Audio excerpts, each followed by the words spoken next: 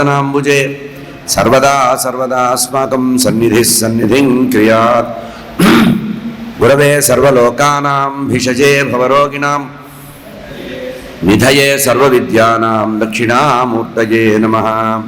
ज्ञानानन्दमयं देवं निर्मलस्फटिकाकृतिम् आधारं सर्वविद्यानां हयग्रीवमुपास्महे।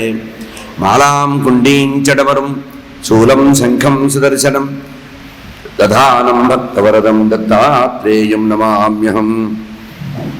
काषाय वस्त्रं करदण्डधारिणं कमण्डलं पद्मकरेण शङ्खं चक्रं गदाभूषितभूषणाढ्यं श्रीपादराजं शरणं प्रपद्ये। जितेन्द्रियगणाग्रणीरभिरतपरे ब्रह्मणि कलौ श्रुतिपधावने अत्रितनयो अवतीर्णत्वयं करात्तस्सुखमण्डलः कुमतखण्डने दण्डभृत् परप्रणतवत्सलो जयति वासुदेवो गुरुः। वासुदेव सरस्वत्यै भक्तानां कामधेनवे दत्तात्रेय अवताराय टिम्बे स्वामिन् नमोऽस्तुते। नारायणं नमस्कृत्य नरं चैव नरोत्तमं देवीं सरस्वतीं व्यासं ततो जयमुदीरयेत्। अचतुर्वदनो ब्रह्मा द्विबाहुरपरो हरिः अफाललोचनः शम्भुर्भगवान् बादरायणः। यं प्रव्रजन्तमनुपेतमपेतकृत्यं द्वैपायनो विरहकातर आजुहाव पुत्रेति तन्मयतया तरवोऽभिनेदुः तं सर्वभूतहृदयं मुनिमानतोऽस्मि।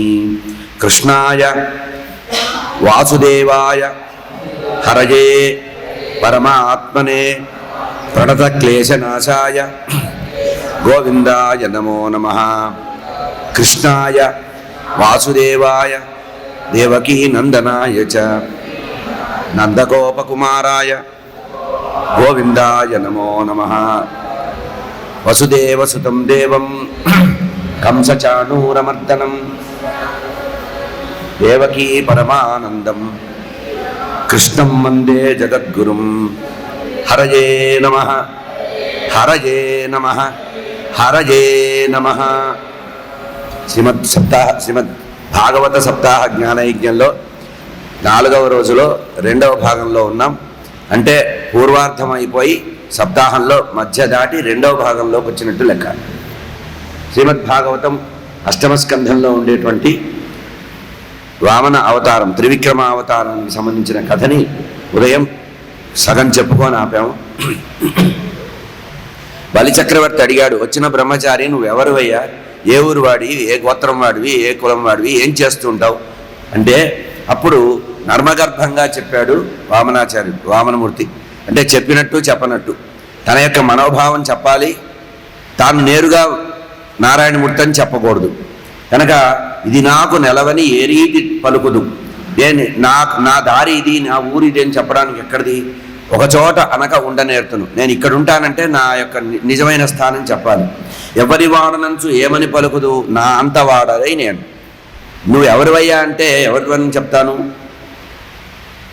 ఈ నడవని ఎట్లు ఒక్కాటి, నేను ఇట్లాగే ఉంటాను, ఈ పనే చేస్తుంటాను, ఎప్పుడే అవసరం వస్తే ఆ పని చేస్తూ ఉంటాను లోక సంరక్షణార్థం. పూని ముప్పోకల పోవనేర్తు, ముల్లోకాలు తిరుగుతూ ఉంటాను, ముల్లోకాల్లో అందరినీ ఉద్ధరిస్తున్నానని. అది నేర్తు ఇది నేర్తు అనియేలా చెప్పంగా, ఇది నేర్చుకున్నాను, ఇది చదివాను, ఈ శాస్త్రం చదివాను ఎట్లా చెప్పాను. నేర్పులన్నీ నేనే నేర్తు.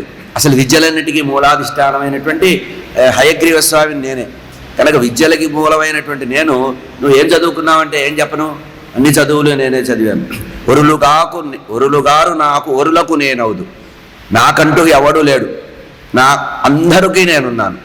ఒరులు కాదు నా ఒరులుగారు నాకు ఒరుల నేనవుదు, ఒంటివాడ చుట్టం ఒకడు లేరు. పరమాత్మ ఏకాంతంగా ఉంటారు. ఆయన్ని అసంగుడు అన్నారు కనుక ఆయన ఎవరితో సంఘం ఉండదు కనుక ఒక్కడు. సిరియు తొల్లి గలదు. ఒకప్పుడు లక్ష్మీదేవి ఉండేది, ఇప్పుడు లేదు. చెప్పేదే నాటంకి.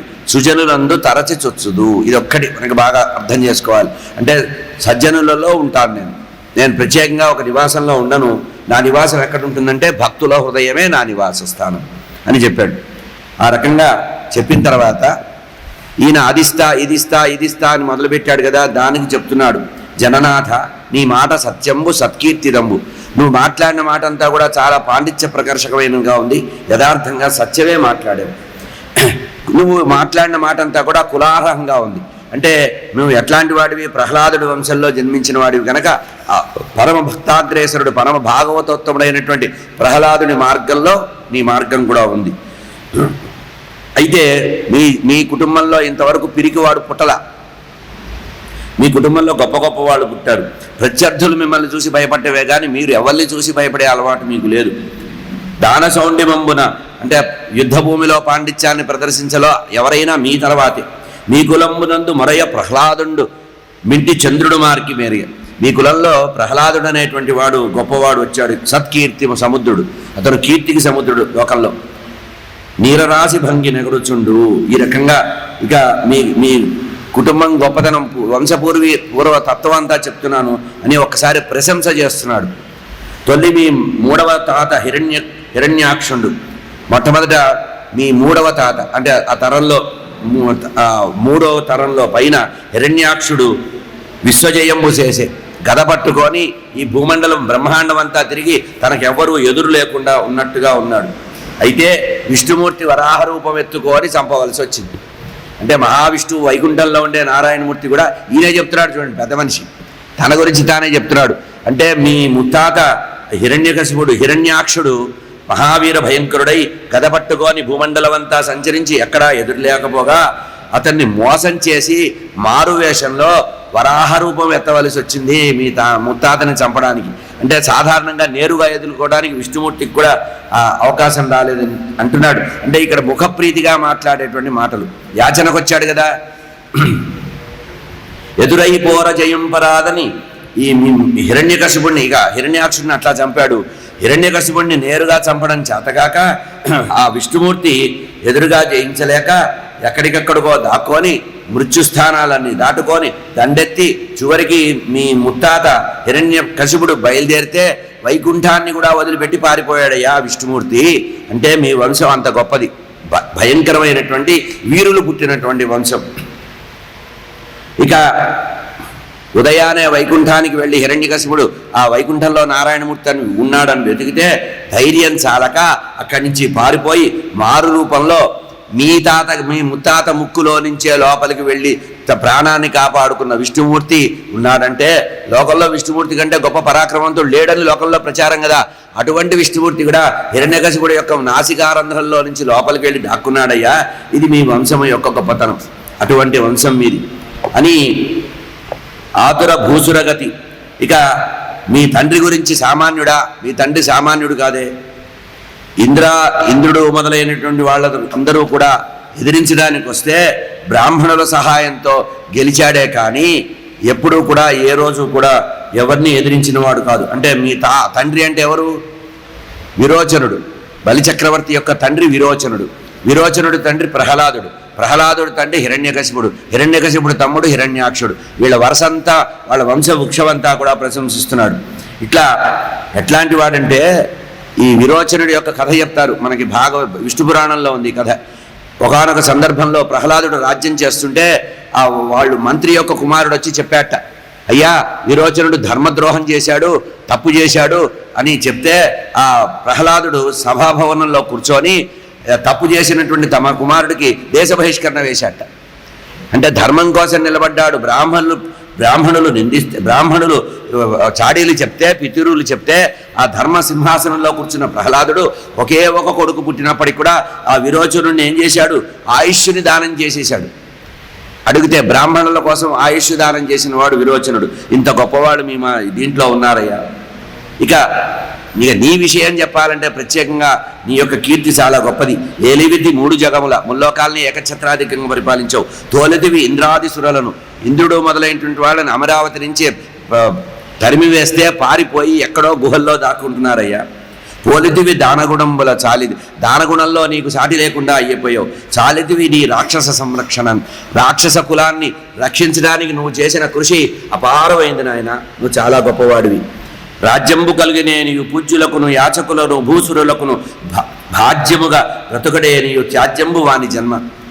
బాగా రాజుగా ఉండి సంపద బాగా ఉండి ఆ సంపదని ఉచితమైనటువంటి వ్యక్తికి ఇవ్వకుండా దాచుకొని తిరిగేవాడు ద్రోహి, వాడు రాజే కాదు.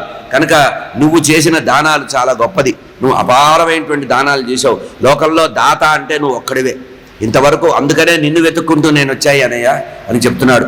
మున్నెన్నుదురు వదాన్యులో ఉన్నచో, ఎక్కడైనా దాతల గురించి ప్రశంసించ మొదలు పెడితే, బోర్డు పెడితే మొదలు టాప్గా నీ పేరుంటుంది, పైన నీ పేరు తర్వాత పేరే ఉంటుందని బలిచక్రవర్తిని వామనుడు ప్రశ్నిస్తూ, మున్నెన్నుదురు వదాన్యులో ఉన్న చోట నిన్ను త్రిభువనేశుడంచు, ముల్లోకాలకు అధిపతి దాన వీరుడు అని నిన్ను అందరూ స్తోత్రం చేస్తారయ్యా.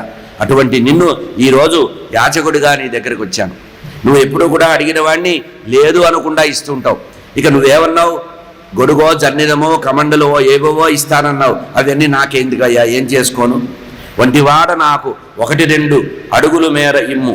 1+2 అంటే 3 అడుగులని కూడా నేరుగా అడగలేదు. చూడండి, అడగల్లో చమత్కారం ఇది. వంటివాడ నాకు 1-2 అడుగుల మేర ఇమ్ము. 1-2 అడుగులు కలిపి 3 అడుగులు నాకు ఇస్తే సొమ్ము మేర ఎక్కువ నువ్వు ఇస్తానన్నా నేను తీసుకోను. ఎక్కువ ధనం నాకు ఎందుకయ్యా? కోరిక తీర బ్రహ్మకు ఒకటి ముట్టెదా. మామూలుగా లోకంలో అందరికీ అర్థమయ్యే మాట ఏంటంటే, నువ్వు ఆ 3 అడుగులు ఇస్తే చాలయ్యా, నేను బ్రహ్మానందం పడి వెళ్ళిపోతానని. కానీ ఇక్కడ అర్థం ఏంటంటే, బ్రహ్మలోకం దాకా వ్యాపిస్తా, సత్యలోకం కోరిక తీర 3 అడుగులు కనుక ఇస్తే నా కోరిక తీర్చుకొని కోరిక తీర బ్రహ్మకు ఒకటి ముట్టెదా. సత్యలోకం దాకా నేను వ్యాపిస్తారా బాబు, ఏమనుకుంటున్నావో? నేను అడిగేది తక్కువ అనుకుంటున్నావా అంటే ముందే చెప్తున్నాడు, నువ్వు ఇచ్చే 3 అడుగుల్లోనే సరిపెట్టుకొని సత్యలోకం దాకా నేను బ్రహ్మకూకటి అంటే బ్రహ్మగారి యొక్క లోకం. సత్యలోకం అన్నిటికంటే ఊర్ధ్వంగా ఉంటుందంటారు. బ్రహ్మకూకటి ముఖ్యత దానకుతుక సాంద్ర దానవేంద్ర, దానంలో నువ్వు చాలా గొప్పవాడివయ్యా అని ఈ విధంగా పరమయాచకుడైనటువంటి మహావిష్ణువు ఇక్కడ పోతన చాలా బాగా రాశాడు. వామనుని ఏమన్నాడు? పరమయాచకుడు అంటే కిరాతకంగా అడిగిన వాడని. పరమయాచకుడైనటువంటి ఆ వామనమూర్తి బలిచక్రవర్తితో మాట్లాడితే అప్పుడు బలిచక్రవర్తి సమాధానం చెప్తున్నాడు. ఆ చిన్న ముద్దుగా ఉన్నటువంటి అతను మానవకుడు అన్నారు. అంటే మాయా బ్రహ్మచారి రూపంలో వచ్చినటువంటి ఆ వామనమూర్తితో బలిచక్రవర్తి అంటున్నారు, ఉన్న మాటలెల్ల ఒప్పురులు విప్రుండ, నువ్వు చాలా ముద్దుగా మాట్లాడావు, సహజంగా మాట్లాడావు, యథార్థం మాట్లాడావు. అంటే మా వంశపూర్వీకుల గురించి నువ్వు ఏదైతే చెప్పావో అదంతా సత్యము. సత్యగతులు వృద్ధ సమ్మతము, పెద్దవాళ్ల చేత కూడా అంగీకరించబడిన మాటే నువ్వు ప్రశంసించావు. అడుగదలచివి కొంచెం అడిగితివి. ఎటు యాచనకు వచ్చిన వాడు మళ్ళీ ఇంకోసారి కోరిక లేకుండా ఉండాలి కదా. అడగదలచివి కొంచెం అడిగితివి. అయ్యయ్యో, అడిగి చిన్నగా అడిగావేంటయ్యా? నీ కాళ్ళు చిన్నవి, నీ చేతులు చిన్నవి, చిన్నగా అడిగావు. దాత పెంపు సొంపు తలపవలదే. నీకు 3 అడుగులు సరిపోతాయి, బాగానే ఉందయ్యా, మరి నా కెపాసిటీ ఏం గాను? రేపు ఎవడన్నా బలిచక్రవర్తి దగ్గరికి వెళ్ళి 3 అడుగులు తీసుకొచ్చాడంటే నా పరువు పోదా, లోకల్లో నా స్టేటస్ ఏం కావాలి? కనుక దాత పెంపు కూడా చూడాలయ్యా, ఇచ్చేవాడి యొక్క సామర్థ్యం కూడా చూసి దానికి తగినట్టుగా అడగాలి. కనుక నా గురించి కూడా కొంచెం ఆలోచించు, మళ్ళీ ఆలోచించుకో. అయినా నీకు అడగడం కూడా తెలియదురా నాయన, అడుక్కోవడం కూడా తెలియని అమాయకుడు నోట్లో వేలు పెడితే కూడా కొరకలేడంటారే అనుకుంటున్నాడు పాపం. ఇంత మాయలో పెట్టి కానీ ఆయన అనుకున్నది సాధించట్లా. వసుధాఖండము వేడితో ఏదో భూమండలంలో కొంత భాగం ఇవ్వమని అడిగావా? అడగలేదే. గజములను వాంఛించితో ఏనుగులు ఇవ్వాలని అడిగావా? అడగలేదు. వాజులను ఊహించితో నాకు ఇన్ని గుర్రాలు కావాలన్నావా? అది కూడా అడగలేదే.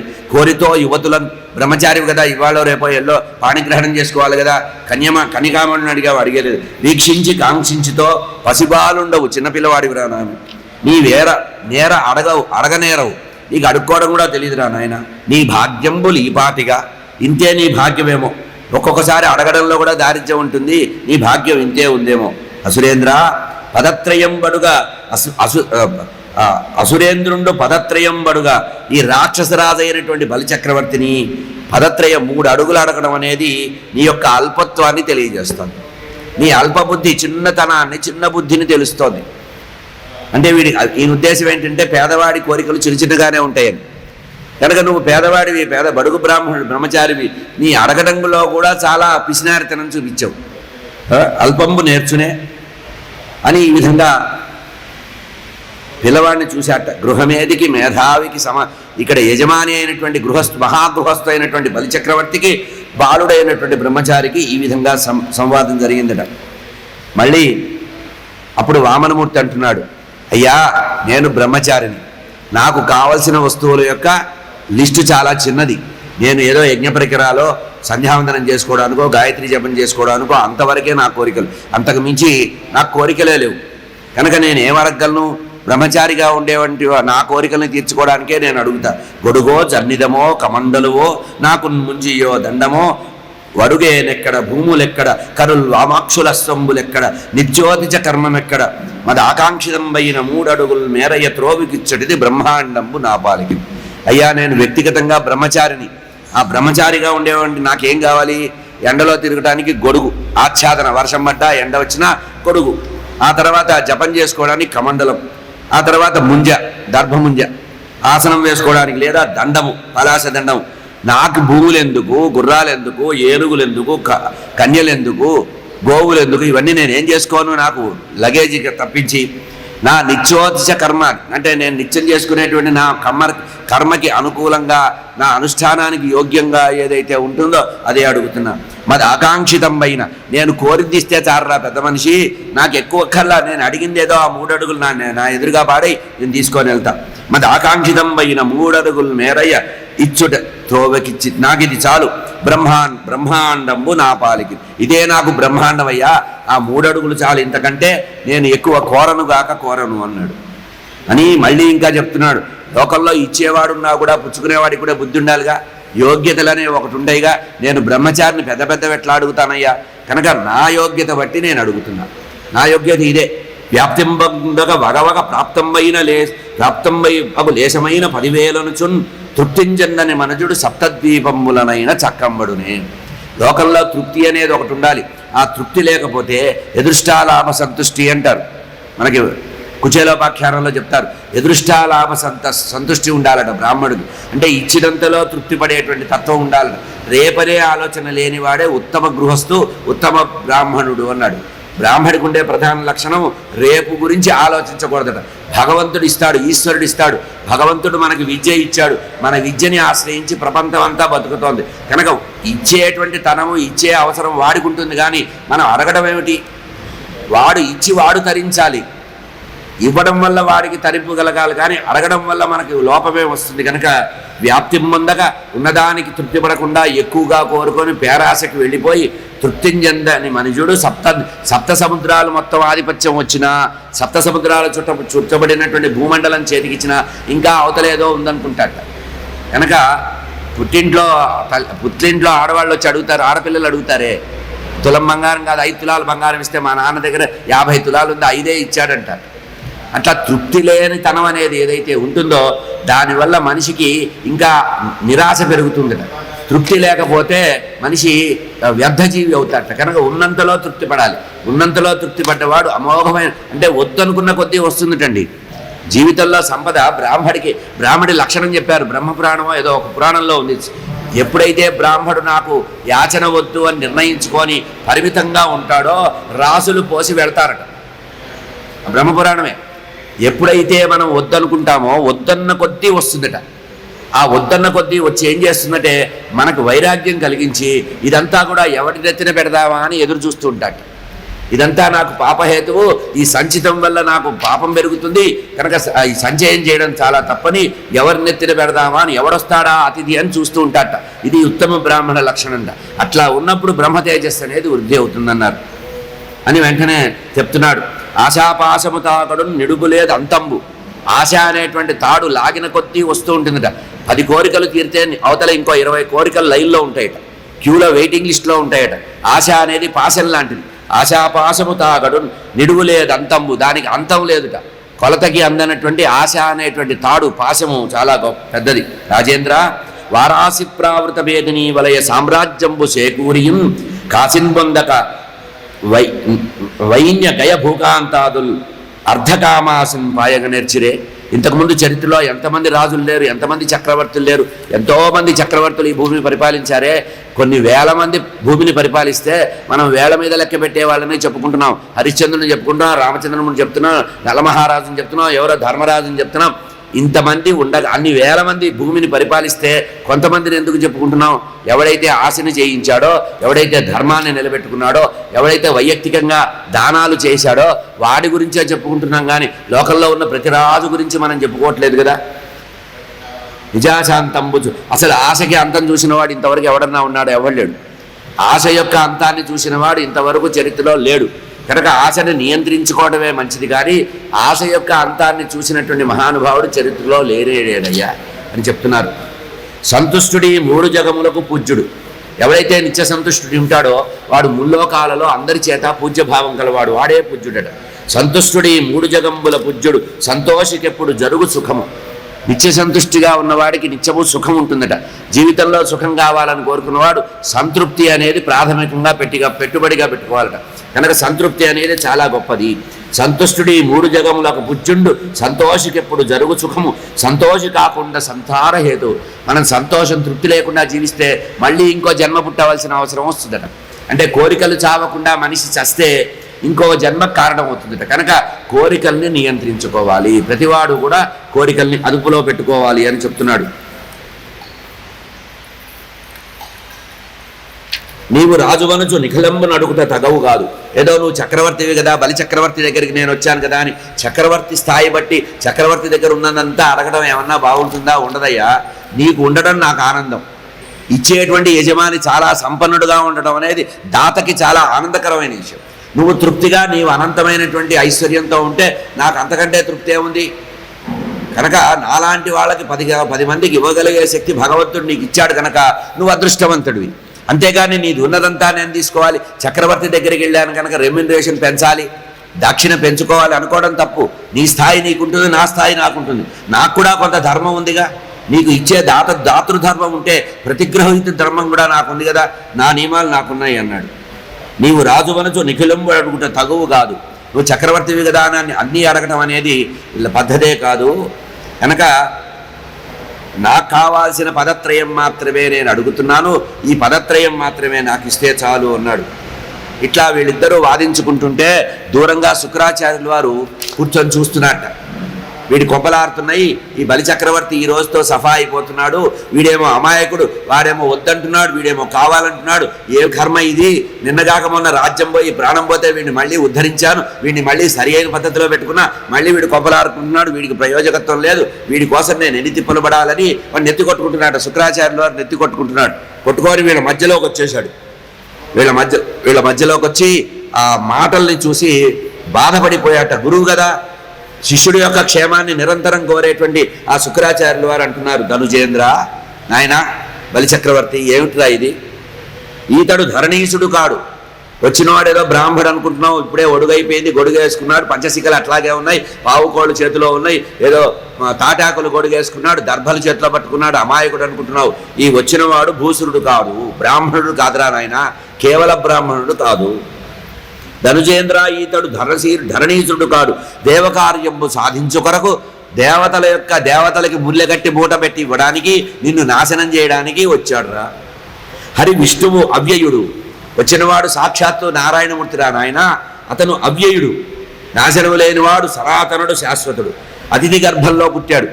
వైకుంఠ నారాయణమూర్తి అతిథి గర్భంలో ఉన్నాడయ్యా. కేవలం అతిథి గర్భంలోనే ఉన్నాడు. అతిథి గర్భంలో పుట్టాడు. ఇతను నువ్వు అనుకుంటున్నట్టుగా కశ్యపుడి యొక్క కుమారుడు మాత్రమే కాదు, వైకుంఠ నారాయణమూర్తి అవ్యయుడు, అచ్యుతుడు, చ్యుతిలేనివాడు, కశ్యపసూరుండు. అయ్యో బ్రాహ్మడు అనుకోని, ఏదో పేదవాడు అనుకోని, అదనుకోని ఇదనుకోని మీరు భ్రమపడుతున్నావు. నారాయణమూర్తి వచ్చాడు. ఎరుగకి ఈతడు కోర్చెద ఇచ్చేదనంటివి. తెలియక అసలు ఆ 3 అడుగులు ఇవ్వడం కూడా ప్రమాదమేరా బాబు. ఇంకా ఏదో ఇస్తా అంటున్నావు. ఆ 3 అడుగులతోనే నీకు మూడుతుందిరా నాయన. కనుక జాగ్రత్తగా ఉండు. అడగగానే ఇస్తాను సై అని ఇవ్వడం మొదలుపెట్టావు, దైత్య సంతతికి ఉపద్రవం అవ్వచ్చు. నువ్వు ఇస్తానన్న 3 అడుగులతోనే కొంపలారిపోతున్నాయి. దీంతోనే మొత్తం రాక్షస జాతి అంతా నాశనం అయిపోతుంది, తుడిచిపెట్టుకుపోతుంది. రాక్షస జాతిలో ఎవడు మిగలడురా నాయన. నీ లక్ష్మి, నీ తేజస్సు, నీ నెలవు, నీ ఉనికి, నువ్వు ఉండేటువంటి ప్రదేశం ఇవన్నీ వెళ్ళిపోయి నైరాశ్యం కలుగుతుంది. చివరికి జీవితంలో విరక్తి కలుగుతుంది. కట్టుకోవడానికి బట్ట కూడా మిగలన పరిస్థితి తెస్తాడు రా ఈ బ్రాహ్మణుడు. వంచించి తాను వాసవునకు ఇచ్చు. నీ దగ్గర 3 అడుగుల పేరుతో మొత్తం బ్రహ్మాండాన్ని ఆక్రమించి నిన్ను సర్వనాశనం చేసి, నీ వంశాన్ని కూడా నాశనం చేసి, ఇదంతా మూట కట్టి ఆ ఇంద్రుడికి ఇస్తాడు రా నాయన. ఇది పెద్ద వ్యూహము. ఈ వ్యూహం నీకు అర్థం కావట్లేదు, నువ్వు అమాయకుడివి రా నాయన. జగమెల్ల 3 పాదంబులు అఖిలకాయుడగుచు ఆక్రమించు. ఈ 3 అడుగులు నిన్ను అడిగాడే, ఈ 3 అడుగులను అడ్డం పెట్టుకొని ముల్లోకాల్ని ఆక్రమించేస్తాడు రా. ఒక అడుగు ఇక్కడ, ఒక అడుగు ఎక్కడ పెడతాడు. 3వ అడుగు దొరక్క నువ్వు అవస్థపడతావు. నీ ఇష్టము. అఖిలకాయంబు ఆక్రమించు, సర్వధనము విష్ణు సంసర్జనము చేసి ఉన్నదంతా విష్ణువు మొహాన బారేసి నువ్వు బడుగు పగిరి బీదవాళ్ళలాగా అడుక్కు తినవలసిన పరిస్థితి వస్తుందిరా. ఎట్లా బతుకుతావురా నాయన? జాలిపడ్డాడు శుక్రాచార్యులు వారు, జాలిపడ్డాడు. ఒక్క విషయం గుర్తుపెట్టుకో, నువ్వు ఇస్తానన్న 3 పాదాలు ఎంత కాస్ట్లీయో తెలుసుకో. ఈ 3 పాదాలు చిన్న పాదాలు ఏదేదో అనుకుంటున్నావు కదా, ఈ 3 పాదాల వల్ల మూడిపోయే పరిస్థితి ఏమిటో చూసుకో. ఒక్క పదంబున భూమియు ఒక్కట త్రిదివంబు తొక్కి ఉన్నత మూర్తిని దిక్కులు గగనము తానై, భూమి ఆకాశాలు తానైపోతాడు. ఒక పాదం భూమి మీద పెడతాడు, ఒక పాదం పైలోకాల్లో పెడతాడు. ఇంకా 3వ పాదం కోసం నిన్ను అడుగుతాడు, నిలదీస్తాడు. జాగ్రత్త, 3వ పాదం ఇవ్వడానికే నీ దగ్గర ఉండదురా బాబు. అప్పటికి నువ్వు అయిపోతావు, ఐపీ దాఖలు చేస్తావు, నీ దగ్గర ఏం మిగలదు. ఒక్క పదంబున భూమియు ఒక్కటి త్రివంబున తొక్కి ఉన్నతమూర్తికి దిక్కులు గగనము తానై వెక్కసమై ఎందు వెడలదెవు. ఎక్కడికి వెళ్తావు చెప్పరా నాయన? ఇచ్చదనని పలికి ఈకున్న నరకంబు త్రోవ నీకు సమర్థుడు కావు. ఒకవేళ ఇస్తానని ఇవ్వకపోతే నరకం వస్తుందిరా నాయన. దాత అయిన వాడు ఒకసారి ఇస్తానని ప్రతిజ్ఞ చేసి వాగ్దానం చేసి తీర్చకపోతే నరకంలో పడాల్సిన కర్మ పడుతుందిరా నాయన. అయినా ఏ దానము చేస్తే మనిషి యొక్క మూలము నశిస్తుందో, అంటే దానం చేయడం మొదలు పెడితే ఉన్నదంతా ఊడిపోతుందో అది దానము కాదు. అంటే తాను నశించేటువంటి దానము కాదు. ఏ దానం వల్ల మొదలంటా తాను నశిస్తాడో ఆ దానము దానమే కాదు. ఏ దానము ఆశనే తెంచు అది దానంబు కాదు. తాను తృప్తిగా సుఖంగా క్షేమంగా ఉండి చేయగలిగిందే దానం. అందుకని తలకు మించిన దానం చేయొద్దంటారు. అట్లా పెద్దవాళ్ళు తత్వవిధులు చెప్పారయ్యా. కనుక దానంబు యజ్ఞంబు తపము కర్మములు తా విత్తవంతుడై తలపవలయు. దానం చేసినా, యజ్ఞం చేసినా, కర్మలు చేసినా, జపం చేసినా, ఏం చేసినా తగిన స్థాయిలో తగిన మోతాదుల్లో తన యోగ్యతను అనుసరించి ఎంత చెయ్యాలో అంత లిమిటేషన్లో ఉండి చేయాలి. ఏది అతి సర్వత్ర వర్జయేది, ఇది చెయ్యకూడదు అన్నారు. 5 అని ఇంకా చెప్తున్నారు. అసలు శాస్త్రంలో పండితులు ఒక మాట చెప్పారా, సంపాదించిన సంపాదనని 5 భాగాలు చేసుకోవాలి. మొత్తం తగలబెట్టకూడదు. తన సంపాదనని 5 భాగాలుగా అసలు ఇట్లా చేస్తే బ్రాహ్మణులకి దారిద్ర్యమే లేదండి. మనవాడు అది చేయక అగ్రహారాలు అమ్ముకొని ఆ నేతులు పోసి విస్తరి నిండా ఆస్తులు కుమ్మరించి చివరికి అగ్రహారాలు పోగొట్టుకొని వస్తే ఇప్పుడు ఇతరులు ఆ భూములు అగ్రహారాలు చేస్తున్నారు. ఒక్కొక్కసారి వేదాగ్రహారాలకు పోతే బాధ అనిపిస్తుంది. మా నాన్నగారితో ఒకసారి మొత్తం అగ్రహారాలు చూస్తే అనిపించింది, ఇంతకుముందు ఎవరైతే అగ్నిహోత్రాలు చేసి నిత్యాగ్నిహోత్రులు ఉన్నారో ఇప్పుడు అక్కడ వర్ణేతరులు వచ్చి ఆ ఇళ్ళు కొనుక్కొని దాంట్లో ఉంటున్నారు. వీళ్ళు చేస్తున్న వ్యవసాయం, వీళ్ళ దేవాలయ ఆధిపత్యం, ధర్మకర్తలుగా ఉన్న పద్ధతి, వీళ్ళు ఇచ్చిన అగ్రహారాలు అన్నీ వెళ్ళిపోయినాయి. అంటే తలకు మించినటువంటి దాతృత్వం అనేది పనికిరాదు, అది ఎప్పుడూ ప్రమాదమే. ఇక్కడ చెప్తున్నాడు, పూర్వకాలంలో ధర్మశాస్త్రంలో చెప్పారయ్యా, నీ సంపాదన 5 భాగాలు చెయ్యి. 1 కామమునకు అంటే కోరికలు, సంసారం నడుపుకోవడానికి, తన యొక్క నిత్యకృత్యాన్ని నడుపుకోవడానికి, కుటుంబం క్షేమంగా నడవడానికి, కంఫర్టబుల్గా జీవించడానికి 1 భాగం వాడాలట. 2వ భాగం అర్థమునకు, అంటే లోకంలో ఆర్థికమైనటువంటి కార్యక్రమాలకి, అంటే ధర్మ అర్థ కామ మోక్షాలు 4టికి 4 రకాలుగా వదిలిపెట్టాలట. ఆ తర్వాత ఇతర విషయాలకి ఇంకొక భాగం, అంటే ఫ్యూచర్ కోసం ఇంకోటి పెట్టుకోవాలట. అంటే ఫిక్స్డ్ డిపాజిట్లు, షేర్లు కొంటారే అట్లా 1 భాగాన్ని భవిష్యత్తు కోసం పెట్టాలి. అంటే రేపు ఎప్పుడైనా ఒళ్ళు పని చేయకపోతే, ఎక్కడికి వెళ్ళలేకపోతే కూడా తిండికి లోటు లేకుండా ఉండాలట. శాస్త్రమే చెప్పింది ఈ మాట. కనుక తన సంపాదనని ధర్మానికి, అర్థానికి, కామానికి వదిలిపెట్టి కీర్తికి కూడా వాడాలట. కొంచెం లోకంలో పేరు కూడా రావాలి కదా, పేరు ప్రఖ్యాతులకు కూడా కొంత ఖర్చు పెట్టాలట. ఇట్లా చేసిన వాడు జీవితంలో యోగ్యుడైతాడు, క్షేమంగా ఉంటాడు. అంతకుమించి ఎవరైనా ధర్మాలు చేస్తే ఆ ధర్మం మనిషి వినాశానికి కారణమవుతుంది. కనుక జాగ్రత్తగా ఉండు నాయన, ఇప్పటికైనా నువ్వు మోహాన్ని వదిలిపెట్టు అన్నాడు.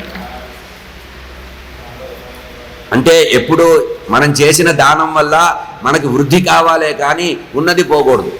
మనం ఏదైనా ఒకటి చేస్తే, ఇప్పుడు బావిలో నీళ్లు తోడామండి, మళ్ళీ ఊట రావాలి, అంతేగాని మొదలంటా తీసేస్తామా, తీలం కదా.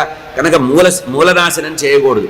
స్వయం తీర్ణ పరాంతారయత్ అన్నారు. ముందు తాను క్షేమంగా ఉంటేనే లోకంలో ఏదైనా జరుగుతుంది. ఒకటి జరిగిన తర్వాత రేపు ఏమీ లేదు అనే పరిస్థితి రాకూడదు. కనుక దేన్ని ఇవ్వడం వల్ల నష్టపోమో, దేన్ని దానం చేయడం వల్ల వృద్ధి అవుతామో, దేనివల్ల పాపం రాకుండా ఉంటుందో అదే ఉంటుంది. ఒకవేళ అసత్య దోషం అనేది ఉంటుంది, అది పాపమే. కానీ జాగ్రత్తగా ఆలోచించిన ఆయన, అన్ని విషయాలు ఆలోచించి జాగ్రత్తగా నిర్ణయం తీసుకో. అయినా ఒక గుర్తుపెట్టుకో, ఇస్తానని ఇవ్వకపోయినా కొన్ని సందర్భాల్లో తప్పులేదు. ఎందుకంటే ప్రమాదపూర్వకమైనటువంటి దానము ప్రమాదాన్ని కలిగించి మూలాన్ని మూలఛేదం చేసేటువంటి దానం కాదురా. పెద్దవాళ్ళు ఇంకొక మాట కూడా చెప్పారు, వారిజాక్షులందు వైవాహికములందు ప్రాణవిత్తమాన భంగమందు చకిత గోకులాగ్ర జన్మ రక్షణమునందు భంగవచ్చు అఘము పొందదదిప. ఒక్కొక్కప్పుడు లోకంలో మనం ఏదన్నా చేస్తామని చెప్తాం, పొరపాటున అనేయడం వల్ల మళ్ళీ ఒకసారి ఆలోచిస్తే దానివల్ల చాలా ప్రమాదం ఉందనుకోండి. కాదండి, ఇప్పుడు కాదులేండి, 4 రోజుల తర్వాత చూద్దామని వాయిదా వేయాలట. ఎందుకంటే అక్కడ వాయిదా వేయడం వల్ల క్షేమం అనేది ఉంది కనుక దీన్ని చెప్తున్నాడు.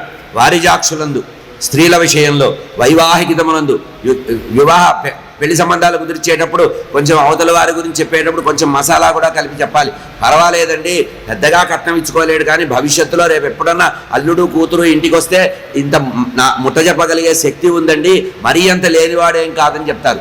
పెళ్లికి అప్పు చేసి పెళ్లి చేసేవాడైనా రేపు ఎక్కడైనా సంపాదించుకుంటాడు, ఈ పెళ్ళి అయితే సరిపోతుందని ఆ మధ్యవర్తిగా ఉన్నవాడు ఏం చేయాలి? అంతేగాని ఇవాళ రేపు అట్లా చెప్పరు, బాగా ఉంది లాగండి మీకెందుకు నేనున్నా కదా. 10 సంబంధాలు చూశారు, ఏది రాలేదంటే అచ్చి రాలేదు, ఇది అయితే కానీ బతకమనే లాభం లేదు, కొంచెం మీరు ఎక్కువ డిమాండ్ చేయొచ్చు అని చెప్తాడు మధ్యవర్తులు. ఇక్కడ అదే చెప్తున్నాడు, పెళ్లి కుదర్చడానికి 10 అబద్ధాలాడి వృద్ధి చేసైనా చేయాలట. వారిజాక్షులందు వైవాహికములందు ప్రాణ విత్త మాన భంగ రక్షణ ఉంది. ప్రాణం పోతోంది, చిన్న అబద్ధం ఆడొచ్చు. ప్రాణం పోయే సమయంలో చిన్న అబద్ధం ఆడితే ప్రాణరక్షణ ఉంది. బతుకుంటే బలుసాగు తినచ్చు అన్నారు కదా, జీవించి ఉంటే ధర్మకార్యాలు ఎన్నైనా చేయొచ్చు. అట్లా మానభంగం, అవమానం జరిగే చోట కూడా అబద్ధవాడి తప్పించుకోవచ్చు. ఒక్కోసారి జరుగుతూ ఉంటాయి, ఏదో ప్రమాదం జరుగుతుంది, ఆ ప్రమాదంలో మన కారణం కూడా కొంచెం ఉంటుంది. ఏదో కార్యక్రమాల్లో ఉన్నప్పుడు ఏదో చిన్న గ్లాసో ఏదో తన్నేస్తాం, మనం ఏదో అక్షింతల గిన్నెనో ఏదో తన్నేస్తాం. ఎవరయ్యా తన్నిందంటే ఏమోనండి ఇప్పుడే ఎవరో వచ్చినట్టున్నారా, అంతేగాని నేను తన్నానంటే మనిదంటారు. కొన్ని సందర్భాల్లో చిన్నగా, అంటే ఇట్లా అబద్ధం చెప్పమని కాదు, కానీ కొన్ని సందర్భాల్లో ప్రాణం పోయి మానం పోయే సందర్భంలో చిన్నగా తప్పించుకోవడం అనేది ఉంది. ప్రాణవిత్త మానభంగం ముందు చకిత గోకులాగ్ర జన్మ రక్షణ ఉంది. బాగా భయంతో ప్రాణభయంతో ఉన్నప్పుడు గోవు ఉందనుకోండి, ఒక కషాయవాడు గొడ్డలి పట్టుకొని వచ్చాడు, కత్తి పట్టుకొని వచ్చాడు, ఆవుని చంపుదామని పరిగెత్తుతున్నాడు. ఆవు మన ముందు నుంచి ఇట్లా వెళ్ళింది, వాడు వచ్చాడు, ఏంటైనా సత్యహరిశ్చంద్ర గోవు ఎక్కడికి పోయిందంటే అక్కడికి పోయింది, చావగొట్టు దాన్ని అని చెప్తే ఆ పాపంలో వీడికి సగభాగం వస్తుంది. అప్పుడు ఏం చేయాలి? గోరక్షణలో ఆయన చూడలేదయ్యా, నేను ఏదో పరధ్యానంలో జపం చేసుకుంటూ కూర్చున్నా, ఏదో అలికిడైంది కానీ అది ఎటు పోయిందో నాకు తెలియదు అనాలి. అంటే ఏమిటి? అక్కడ గోరక్షణ విషయంలో తాను అబద్ధం ఆడినా ఆ అబద్ధం కాదు అన్నారు. ఏదైతే వినాశాన్ని అడ్డుకుంటుందో ఆ అబద్ధం కాదన్నారు. చకిత గోకుల అగ్రజన్మ బ్రాహ్మణ్ణి రక్షించడంలో కూడా ఇటువంటి పని చేయమన్నారు. బొంకవచ్చు అఘము పొందదదిప. ఇటువంటి సందర్భాలలో ప్రత్యేక సందర్భాలు, అంతేగాని పొద్దులేస్తే దుకాణం పెట్టి అబద్ధం ఆడమన్నారండి భాగవతంలో చెప్పారు. చాలా పవిత్ర అంటే అందులో శుక్రాచార్యులు వారు చెప్పారు, చాలా గొప్పవాడు, మహాజ్ఞాన సంపన్నుడు మా శుక్రాచార్యులు వారు అని చెప్పి ఆయన ఫోటో పెట్టుకొని ఆయనకు దండం పెట్టి పొద్దులేస్తే అబద్ధాలు చెప్పమని కాదు. ప్రత్యేక పరిస్థితుల్లో, తప్పని పరిస్థితుల్లో అబద్ధం చెప్పడంలో ప్రమాదం లేదు. ఇది శుక్రాచార్యుల వారు కేవలం బలిచక్రవర్తిని రక్షించడానికి, రక్షణ కోసం చెప్పిన మాట. కులమును రాజ్యము తేజమును నిలుపు ఈ కుబ్జుండు, ఈ పుట్టివాడు నాడే మరుగుజ్జు పిల్లవాడు బ్రహ్మచారి నీ కులాన్ని నాశనం చేయడానికి వచ్చాడు, నీ వంశాన్ని నీ తేజస్సును నాశనం చేయడానికి వచ్చాడు. అంతేగాని విశ్వాన్నంతా కూడా పరిపాలించేటువంటి విష్ణుమూర్తికి 3 అడుగులు యాచించడానికి రావడం అంటే ఎంత ఆశ్చర్యంగా ఉందిరా నాయన. అంత విశ్వం విష్ణురు వషట్కార అన్నారు కదా, మొత్తం సమస్తమైన బ్రహ్మాండాన్ని నడిపే వ్యక్తి యాచకుడుగా వచ్చాడంటే ఇందులో మోసం ఉందని తెలుసుకోవాలి కదా. కోటీశ్వరుడు వచ్చి 10 రూపాయలు అప్పీరా సాయంత్రం ఇస్తానంటే మనం నమ్మాలండి? నమ్మే అవకాశమే లేదు. ఓ 10 రూపాయలు ఉంటే ఇవ్వయ్యా, బ్యాంకు సెలవు ఇవ్వాలంటే మనం నమ్ముతామా? అదేమిటండి మీ దగ్గర ఏటీఎం కార్డు లేదా, డెబిట్ కార్డు లేదా, క్రెడిట్ కార్డు లేదా, మీ పేరు చెప్తే ఎంతమంది ఇవ్వరండి, అయినా నా స్థాయి ఎంత, నా బొంద నేనేమిటి ఇచ్చేది నీకు అనాలి. అంటే ఏమిటి? వాడు పెద్దవాడైనా కూడా తెలిసి కూడా మనం కొన్ని చోట్ల తప్పదు. ఓ వదాన్య శిరోమణి పొగుడుతున్నాడు శిష్యుడిని, పాపం నువ్వు చాలా గొప్పవాడివిరా నాయన, ఈ బ్రహ్మచారి నుంచి తప్పించుకొని బట్టగట్టరా నాయన, ఇతనికి నువ్వు ఇవ్వడం వల్ల చాలా ప్రమాదం ఎదుర్కొంటావు, నీ ఇష్టం అని చెప్పాడు. నాయన ఒక విషయం గుర్తుపెట్టుకో, దురాశ పనికిరాదు, కానీ కనీసం బతకడానికి కావాల్సిన ఏర్పాటు చేసుకోవాలరా అని అనేటప్పటికీ 1 నిమిషం మౌనంగా ఉన్నట్ట బలిచక్రవర్తి. ఎందుకంటే చెప్పినవాడు గురువు కదా, భగవంతుడితో సమానం, తన ప్రాణ రక్షణ కలిగించి ఈరోజు అఖండమైన ఐశ్వర్యాన్ని కలిగించినటువంటి గురువు. ఆ గురువు మాట వెంటనే తిరస్కరించకూడదుగా. 1 నిమిషం మౌనంగా ఉన్నట్ట. అంటే వెంటనే కౌంటర్ వేయకుండా ఒక నిమిషం పెద్దవాళ్ళు ఎప్పుడైనా మాట్లాడినప్పుడు మనకి నచ్చకపోయినా అది క్షేమం కాకపోయినా వెంటనే వాదనకు దిగకూడదుట, మౌనంగా ఉండాలి. కొంచెం సేపు మౌనంగా ఉంటే పరిస్థితులు చక్కబడతాయి, అవతల వారికి ఆవేశం తగ్గుతుంది, మనం కూడా కొంచెం గట్టిగా ఆలోచించి మాట్లాడే స్థితి వస్తుంది. అంతేగాని అవుట భవ్ అంటే ఇటు భవ్ అంటే ఏమి కాదు. 10 మంది వచ్చి పంచాయతీ ఆనందపడిపోతారు తప్పించి ఒకడు రెచ్చిపోయినప్పుడు ఇంకోటి మౌనంగా ఉండమని చెప్పింది శాస్త్రం. భార్య మాట్లాడినప్పుడు భర్త సైలెంట్గా ఉండాలి, భర్త మాట్లాడినప్పుడు భార్య సైలెంట్గా ఉండాలి. ఇట్లా వన్ సైడ్ సౌండ్ వస్తే ఆ ఇల్లు బాగుంటుందిట, 2 వైపులా సౌండ్ వస్తే చుట్టుపక్కల వాళ్ళకి బాగుంటుందిట. వాళ్ళకి టీవీ అక్కర్లేదు, డిష్ యాంటీనా అక్కర్లా, రోజు లైవ్ రీలే చూస్తూ ఉండొచ్చు. కనుక ఇక్కడ ఏం చెప్పాడంటే గురువుగారు మాట్లాడినటువంటి మాటని విని మౌనంగా 1 నిమిషం తలకాయ ఉంచుకొని ఉన్నట్ట. ఎందుకంటే గురువుగారిని మనసులో తలుచుకొని, అయ్యా నువ్వు సర్వకాల సర్వావస్థల్లో నా హితాన్ని కోరుతావు, కానీ నాకు ఇంతకంటే పరహితం ఒకటి ఉంది. నువ్వు నాకు లౌకికమైనటువంటి ఇహమైనటువంటి హితం చెప్తున్నావు, నాకు పారలౌకికమైన హితం ఉందని మనసులో అనుకొని అంటున్నాడు. అయ్యా ఇస్తే నాశనం అయిపోతావు అంటున్నావు, ఇది కొత్త వాదము. ఇవరా అని చిన్నప్పటి నుంచి మీరే కదా నాకు నూరి పోసింది. మా ప్రహ్లాదుడు మా వంశపూర్వీకుడు కూడా ఇస్తేనే గొప్పది అన్నారు. అంత గొప్ప వాళ్ళు మా వంశంలో ఉన్నారు. కారే రాజులు రాజ్యములు కలగవే, గర్వోన్నతిని పొందరే, వారేరి సిరి మూటగా చేసుకుంపోయిరే, భూమిపై పేరైనం కలదే, శిబి ప్రముఖులను ప్రీతిని యశక్కాములై ఈరే కోర్కులు వారలను మరిచిరే. లోకంలో ప్రపంచంలో ఇంతకుముందు వేలాది మంది రాజన్యులు, క్షత్రియులు, చక్రవర్తులు వచ్చారు. వాళ్ళందరూ కూడా ఎంతోమంది రాజులుగా ఉన్నారు. అంతమంది రాజులు లిస్టు మనకు కనబడుతుందా? కనబడటం లేదు.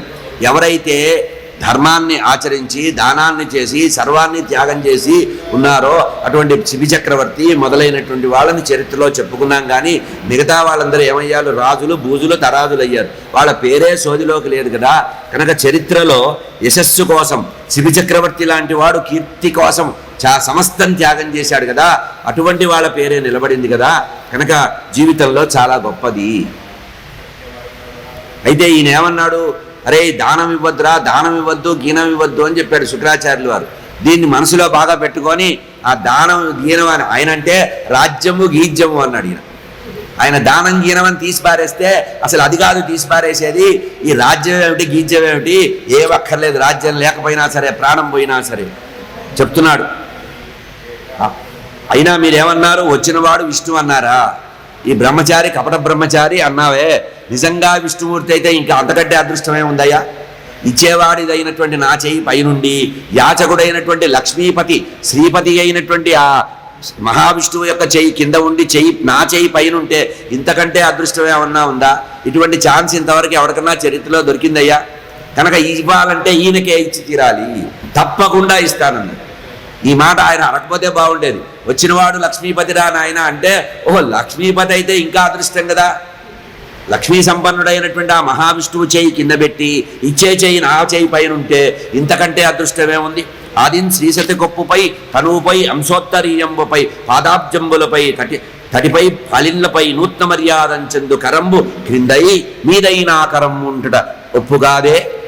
రాజ్యము గిజ్యమున్ సతతమే కాయంబు నాపాయమే. తుచ్చమైనటువంటి ఈ రోజుండి రేపు ఊడిపోయే రాజ్యం కోసం తపన పడటం ఏంటయ్యా? ఇవ్వటం అంటూ ఇస్తే మహావిష్ణువుకే ఇవ్వాలి. మనకంటే సర్వోన్నతమైన వాడికి ఇస్తేనే లోకల్లో పేపర్లో హెడ్లైన్స్గా పడుతుంది. అంతేగాని ఎక్కడో గుప్తదానం చేస్తే వచ్చేదేముంది? లక్ష్మీపతి అయినటువంటి మహావిష్ణువుకి దానం చేయడం అదృష్టం. ఎందుకంటే నిరంతరము ఏ మహావిష్ణువు యొక్క చెయ్యి అమ్మవారి భుజం మీద ఉంటుందో, ఆమె శిరస్సు మీద ఉంటుందో, అటువంటి మహాలక్ష్మీ సంపన్నమైనటువంటి ఆ మహావిష్ణువు యొక్క మోక్షకారి అయినటువంటి మహావిష్ణువు యొక్క చెయ్యి కింద ఉండి యాచకుడిగా మిగిలిపోతే, నేను దాతగా అతను ప్రతిగ్రహీతగా ఉంటే ఇంతకంటే అదృష్టం లోకల్లో ఎక్కడన్నా ఉందా? లేదు లేదు. అయినా గురువుగారు ఒక్క విషయం గుర్తుపెట్టుకోండి, మీరు ఏదో అయిపోతుంది చాలా కీడుని చాలా దూరం ఆలోచించారు. నాకు ఆ బాధలేం లేవు. నేను స్థితప్రజ్ఞుడై ఉన్నా. నేను ఇస్తానన్నప్పుడు ఎట్లా ఉన్నానో ఇన్ని ప్రమాదాలు మీరు హెచ్చరించినా ఇప్పుడు నా మనస్సు తటస్థంగా అట్లాగే ఉంది. నా ఆలోచనలో మార్పే లేదు. నిరయంబైన నిబద్ధమైన ధరణి నిర్మూలనంబైన దుర్మరణంబైన కులాంతమైన నిజమున్ రానిమ్ము కానిమ్ము పో హరుడైనన్ హరి అయినన్ నీరజభవుండైనన్ అభ్యాగతుండై వచ్చిన తిరుగన్నేరదు నాదు జిహ్వ వినమా ధీవర్య వేయేటికి. అయ్యా వచ్చినవాడు విష్ణుమూర్తి అని అంటున్నారు. ఒకవేళ పొరపాటు విష్ణుమూర్తి కాక బ్రహ్మదేవుడే వచ్చిన, 4 ముఖాలు 8 చేతులున్న బ్రహ్మగారు వచ్చిన, 3 కళ్ళుండి ఆ కైలాసవాసి వెండి కొండ మీద ఉండే పరమేశ్వరుడు నేరుగా వచ్చిన, నేను ఇస్తానన్న మాట తిరగదు. నా నోరు ఇచ్చిన నిజము రానిమ్ము కానిమ్ము ఏమైనా ఇవ్వడం వల్ల నేను నాశనం అవుతాను, నా రాజ్యం నాశనం అవుతుంది, నా కులం నాశనం అవుతుంది, రేపటి నుంచి నేను సోదిలో లేకుండా పోతా, పర్వాలా, వీటన్నిటికీ నేను సిద్ధమయ్యే ఉన్నా. సాక్షాత్తుగా పరమేశ్వరుడే పరబ్రహ్మే ఇక్కడికి యాచకుడుగా అభ్యాగతుడిగా వస్తే ఇవ్వనని నేను ఎట్లా చేస్తాను చెప్పు, మాట ఎట్లా తిప్పుతాను? అది నా వల్ల అయ్యే పనేనా? గురువుగారు ఒక్క విషయం గుర్తుపెట్టుకోండి, మేరువు తలకిందులైనను పారావారము లింకి పారిన లోలో ధరణి రజమైపోయినన్ దారాధ్వము బద్దలైన తప్పక ఇత్తున్. ఇవ్వడంలో ఇస్తాను అన్న దాంట్లో తేడా లేదు. ఒకవేళ ఈ లోపల నేను ఇచ్చే లోపల మేరు పర్వతం ఉల్టా సీదా అయిపోయినా, సముద్రాలు సప్త సముద్రాలు ఎంకిపోయినా, భూమి అంతా కూడా పొడి పొడి అయిపోయి తనలో తాను కలిసిపోయినా, రజమైపోయినా, ఆకాశము భూమి ఏకమైనా ఇస్తాను అన్న మాట నుంచి నేను పక్కకు జరగను. సవాల్, బస్తీమే సవాల్ అంటారే, ఇచ్చి తీరుతాను, నేను ఇచ్చేది ఖాయము అన్నాడు. అయినా ఒక్కసారి ఆ పిల్లవాడి మొహంలో మొహం పెట్టి చూడండి అయ్యా, ఎన్నడూ పరువు వేడడట. ఆయన బాగా మసాలా వేసేసాడు, అమాయకుడుగా నటించాడుగా. పాపం పిల్లవాడు నిన్నగాక మొన్న ఒడుగైందిట, ఇంకా 16 రోజుల పండగ కూడా కాలేదుట. ఎన్నడూ పరులని వేడబోడట, ఇంతవరకు ఎవరి దగ్గరికి వెళ్ళి చేయి చాచలేదట. ఏకలుండట, ఒంటరి వాడట. అయ్యో, కన్నవారు అన్నదమ్ములు లేరట, ఎవ్వరూ లేని దౌర్భాగ్యుడు, నిర్భాగ్యుడు, ఒంటరి వాడట, అనాథట. అన్ని విద్యలకు మూలగోష్ఠి అట, సర్వమైనటువంటి విద్యల్ని కూడా ఆపోసన పట్టిన వాడట. చేతులకి అర్థింప, అటువంటి వాడు చేయి చాచి నన్ను అడిగితే లేదనటం అనేది మహాపాపం కదా. ఇంతకంటే ఘోరం ఉంటుందా? చిన్ని పాపని, చాలా చిన్నవాడు పసిపిల్లవాడు అడిగితే లేదని ఎట్లా అంటాను?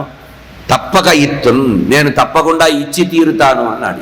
ఇవ్వడం అనేది ఖాయము అన్నాడు. ఇక చివరిగా గురువుగారితో ఒక మాట అంటున్నాడు, బ్రతుకవచ్చుగాక బహు విధములైన. జీవితంలో బతకాలనే ఆశ ఉండి ఈశ్వర ఇచ్ఛ ఉంటే ఎట్లా అయినా బతకవచ్చు. రోడ్డు మీద పడేసినా కూడా బతుకుతాం. బతకవచ్చు బహువిధములైన, వచ్చుగాక లేమి వచ్చుగాక. ఒకవేళ దారిద్ర్యం వస్తే వస్తుంది, ఈ పౌరుషం ఉండాలండి. ఈ స్థితప్రజ్ఞత ఉన్నవాడు జీవితంలో బాగుపడతాడు. అంటే కర్తవ్య నిర్వహణ కోసం ఎంతైనా దూరం వెళ్ళాలి. బ్రతుకవచ్చుగాక బహువిధములైన, వచ్చుగాక లేమి వచ్చుగాక. జీవధనము చెడునైన చెడుగాక, జీవనాధారం చెడిపోతే చెడుగాక. మాట తిరగలేరు మానధనులు. ఇస్తానని మాట తప్పడం అనేది మానధనులకు లోకంలో ఉండేది కాదు అని వెంటనే ఏం చేశాట, ధనుజనాథుడు దయిత వింధ్యావళి రాజవదనం వెంటనే ఆ భార్యని పిలిచాట, వింధ్యావళిని పిలిచాడు. నీళ్లు పట్టుకురా ఇచ్చేస్తానన్నాడు అని. ఈ విధంగా వెంటనే ఏం చేశాట, ఇది శుక్రాచార్యుడు బాగా వేగంగా ఆవేశంగా చూస్తున్నాడు. అయినా కూడా గురువుగారికి ఇవ్వాల్సిన గౌరవం ఇచ్చాడు, మర్యాద ఇచ్చాడు, నమస్కరించాడు. గురువుగారికి ఒకసారి శిరస్సు వంచి నమ్మి నమస్కరించి వెంటనే భార్య వైపు చూశాట. భార్య మళ్ళీ లోపలికి వెళ్ళి బంగారు కలశంలో నీరు తెచ్చిందట, బంగారు పళ్ళెం కూడా తెచ్చిందట. వెంటనే బ్రహ్మచారి యొక్క చెయ్యి పట్టుకున్నాడు. ఎవరు? బలిచక్రవర్తి ఆ వామనమూర్తి యొక్క చెయ్యిని చేతిలో పట్టుకున్నట్ట. బ్రహ్మ మానవకోత్తముడు అంటే బ్రహ్మచారి. ఓ బ్రహ్మచారి రా, నీ వాంఛితము లేదనకిత్తును. ఎవరి మాట ఇప్పుడు పట్టించుకోవద్దు, భయపడద్దు. ఇక్కడ ఎవ్వరూ నిన్ను ఎదురు చెప్పేవాళ్ళు లేరు. ఇస్తానని నేను ఒకసారి చెప్పాను, అది మాట శాశ్వతంగా నిలబడుతుంది. నీ వాంఛితంబు లేదనకిత్తును. నువ్వు కోరిన 3 అడుగుల కోరిక ఏదైతే ఉందో లేదు అనకుండా ఇస్తా. తెమ్మ అడుగుల నిటు, నీ పాదాలు ఈ పళ్ళెల్లో పెట్టవయ్యా, కడుగంగ వలయు ఏటికి తడయను. నువ్వెందుకు బెదురుతావయ్యా? ఆయన ఏదో పెద్ద ఆయన చాదస్తంగా మాట్లాడాడు. నువ్వురా, ఈ బంగారు పళ్ళెల్లో కాలు పెట్టు, నీ కాళ్ళు కడిగి నెత్తిన జల్లుకొని నీకు దానం చేస్తా. బలి దైత్యేంద్ర కరద్వయీకృత ప్రక్షాళన వ్యాప్తికి జలజాతాక్షుడు సాచే యోగి సంప్రార్థిత శ్రీధామము కలితానమ్ర రమాలలాట పదవీ కస్తూరికా శాదమున్ నళినామోదము నత్తలో పురత నానావేదంబు పాదమ్మును. ఎంత గొప్ప పాదంట! నిరంతరము ఏ లక్ష్మీదేవి అయితే ఆ పాద సంవాహన చేస్తుందో ఆ లక్ష్మీదేవి చేత కాళ్ళు పట్టించుకున్నటువంటి ఆ పరమాత్మ యొక్క పాదాలని బలిచక్రవర్తికి ఇచ్చాట కాళ్ళు కడగడానికి. ఆయన కాళ్ళని తీసి స్వయంగా బలిచక్రవర్తి పాదాలని బంగారు పళ్ళెల్లో పెట్టాట. రెండు చేతులు పెట్టుకున్నట్ట. వింధ్యావళి నీళ్లు పోస్తుంటే 2 చేతులతో పాదాలని కడిగి ఇది నా జీవితంలో ధన్యత అనుకున్నట్ట. సమస్తమైనటువంటి సంపదలు వదులుకోవడానికి కూడా సిద్ధపడి మహాదాత అయినటువంటి వాడు ఆ తలకాయ ఉంచుకొని చాలా గౌరవంగా, ప్రేమగా, ఆదరంగా, హృదయపూర్వకంగా ముందు కస్తూరి పూసేట పాదాలకి, కస్తూరి పన్నీరు పూసి ఆ తర్వాత పాదాలని కడిగాట. పరిమళమైనటువంటి ద్రవ్యంతో పూజ చేసి ఆ తర్వాత పాదాలు కడిగి ఆ జలాన్ని నెత్తిన జల్లుకున్నట్ట. భార్య నెత్తిన కూడా జరిగాట. సురలోక సముద్ధరణ విరత శ్రీ కరుణం అఖిల నిత ధరణీ మొత్తం బ్రహ్మాండాంతంతా కూడా వ్యవహారంలో నడిపించేటువంటి ఆ విష్ణుమూర్తి యొక్క పాదాలని పవిత్రంగా కడిగి ఆ తర్వాత సమంత్రకంగా దానం చేశాట. నీళ్లు వదిలాట. ఏమన్నాడు? కాళ్ళు కడిగి నెత్తినేసుకున్న తర్వాత ఆ పళ్ళెం పక్కకి జరిపేసి అతన్ని చేతికి ఎదురుగా రమ్మని ఆ చేతిలో దానం వేస్తున్నట్ట. బంగారు కాసువే చేతిలో పెట్టి అతన్ని నీళ్లు వదులుతూ దానం చేస్తున్నట్ట. విప్రాయ, ఓ బ్రాహ్మణోత్తమ, విప్రాయ ప్రకటవ్రతాయ, ఇంతకుముందు నేను ఇస్తానని ప్రతిజ్ఞ చేసిన ప్రకారము విప్రాయ ప్రకటవ్రతాయ భవతే విష్ణుస్వరూపాయ. మనం నారాయణ స్వరూపంగా దానం చేస్తాంగా, ఈ సాక్షాత్తు నారాయణమూర్తి. వాడు అదృష్టం చూడండి, బలిచక్రవర్తి అదృష్టం. మనం నారాయణ రూపంలో ఉన్నటువంటి ఆ బ్రాహ్మణోత్తముడికి దానం చేస్తున్నామన్నాం. ఇక్కడ ఆయనకు ఆ శ్రమ లేదు. విప్రాయ ప్రకటవ్రతాయ భవతే విష్ణుస్వరూపాయ, మీ విష్ణుస్వరూపులైనటువంటి మీకు వేద ప్రామాణ్య విదే, వేదమంత్రాలతో మంత్రోక్తంగా సమంత్రకంగా త్రిపాదధరణీం దాస్యామి, 3 అడుగులు దానం నీకు దారపోస్తున్నాను రా నాయన. అంజున్ క్రియాక్షిప్రుండై మంత్రపూర్వకమైనటువంటి మంత్రాలతో ఆ జలాన్ని వదిలిపెట్టాట. పడుగుని చేసాచి పూజించి చెయ్యి అని చెప్పి ఆ చేతిలో చెయ్యి వేసి ముద్దుగా పిలుచుకొని కింద ఒక పళ్ళెం పెట్టి నీళ్లు వదిలాట. బ్రహ్మార్పణం అని వదిలేశాడు. ఇక నాకు సంబంధం లేదు, ఈ 3 అడుగులు నీవే. బ్రహ్మప్రీత మనసు, ఇది ఇవ్వడం వల్ల బ్రహ్మప్రీతి కలగాలి. బ్రహ్మార్పణం అంటారు కదా, అట్లా బ్రహ్మార్పణం అని నీకు ఇస్తున్నాను అని చెప్పేశాట. అయితే ఈ ఇచ్చేటప్పుడు జరిగిన తమాషా ఏంటంటే, శుక్రాచార్యులు వారు ఎంత చెప్పినా కూడా శిష్యుడు వినలేదని, ఇది పురాణాంతరాల్లో ఉన్న విషయం. ఎంత చెప్పినా కూడా వింటలేదని ఆమె కలశంలో నుంచి నీళ్లు పోస్తుంటే ఆ కొమ్ము చెంబుకుండేటువంటి కొమ్ములో ఇతను చిన్న జీవిలాగా, ఒక కందిరీగలాగా దూరి దాంట్లో చేరాట. నీళ్లు రాకుండా అడ్డుకుంటే అప్పుడైనా దానవాగుతుందని, ఏదో పంచాంగం చెప్పేస్తే తిథులాగిపోతాయి అనుకుంటారే, అట్లా పాపం ప్రయత్నం చేశాట శుక్రాచార్యులు వారు. అయితే ఈ విషయాన్ని గమనించినటువంటి ఆ వామనమూర్తి ఏం చేశాట, బొడ్లో దర్భల కట్ట ఉంది కదా, అందులోంచి ఒక దర్భ తీసి మెల్లిగా దాన్ని తోశాట. ఇట్లా దాన్ని పొడవడం వల్ల ఆ శుక్రాచార్యుడి యొక్క నేత్రం ఒకటి పోయింది, ఏకాక్షుడు అయ్యాడు అని పురాణాంతరాల్లో చెప్పబడ్డ విషయం. ఇక్కడ కూడా ఉంది ఆ మాట. నీలధార పడగనీక అడ్డంబుగా, నీళ్లధార పడకుండా, దానానికి సంబంధించిన నీళ్లు పడకుండా శుక్రాచార్యులు వారి కలశంలో ఎప్పుడైతే అడ్డుపడ్డాడో, పోతన గారు చెప్పారు, వ్యాసుడు చెప్పలా ఈ మాట. వామనుడు దర్భతో దాన్ని చేశాట. అయిపోయింది, ఆటంకం లేకుండా బలిచక్రవర్తి ఎప్పుడైతే నీరు ధారాపాతంగా వస్తుందో దానం ఇచ్చేశాడు పవిత్రమైన జలంతో. లక్ష్మీదేవి యొక్క చేయిని పట్టుకున్నటువంటి ఎప్పుడూ కూడా పాణిగ్రహణ సమయంలో మనం చేసే శాంతి కళ్యాణాల్లో లక్ష్మీదేవి యొక్క పాణిగ్రహణం చేసిన లక్ష్మీ ఆ మహావిష్ణువు యొక్క చేతిని ఆ బలిచక్రవర్తి పట్టుకోగలిగిన అదృష్టం కలిగింది. అంతకంటే అదృష్టం ఏముంటుంది? జలధారతో ఇచ్చేశాట. ఆ రకంగా ఇచ్చాడు, భూదానం చేశాట. అయితే ఇక్కడ గురువుగారు అన్నట్ట, వెంటనే ఎప్పుడైతే దానం ఇచ్చాడో గురువుగారికి విపరీతమైన కోపం వచ్చిందిట. విపరీతమైన కోపం వచ్చి, దుర్మార్గుడా, నా మాట వినకుండా ఈ దానం చేసావు చూసావా, దీనివల్ల నీ వంశం నాశనం అవుతుంది, నువ్వు సర్వనాశనం అయితే పోమని.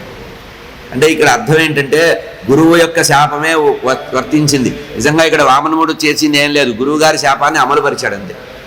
నువ్వు నాశనం అవుతావురా అని గురువుగారు అంటే అది దగ్గరుండి చేశాడు అంతే. వామనుడు చేసింది లేదు. పూర్తిగా పాతాళానికి ఆయన వెళ్ళిపోవడానికి కారణం ఏంటంటే, బలిచక్రవర్తికి శుక్రాచార్యుల వారు శాపం పెట్టాడు. నువ్వు నా మాట వినకుండా ఇట్లా దానం చేస్తున్నావు కనుక నువ్వు వంశంతో సహా నాశనం అవుతావు పో అన్నాడు. అంటే కోపం వచ్చినా కూడా గురువుగారు ఈ శాపం పెట్టకూడదుగా. అంతవరకు వరం ఇచ్చి ప్రాణాన్ని కూడా నిలబెట్టినవాడు ఇప్పుడు నాశనం అవుతావని చెప్తే ఆ రకంగా అయిందిట. ఇట్లా చేస్తే ధారపోస్తే ఆ రకంగా దానం ఇచ్చారని చెప్పారు. ఇక పరమాత్మ ఎప్పుడైతే ఇది తీసుకున్నాడో, నాయన తప్పదు కదా, నువ్వు దానం ఇచ్చావు కనుక ఆ దానానికి సంబంధించిన 3 అడుగులు నేను తీసుకోవాలి కదా అని పరమాత్మ వెంటనే విశ్వరూపం చాలా త్రివిక్రముడుగా పెరిగిపోయాట.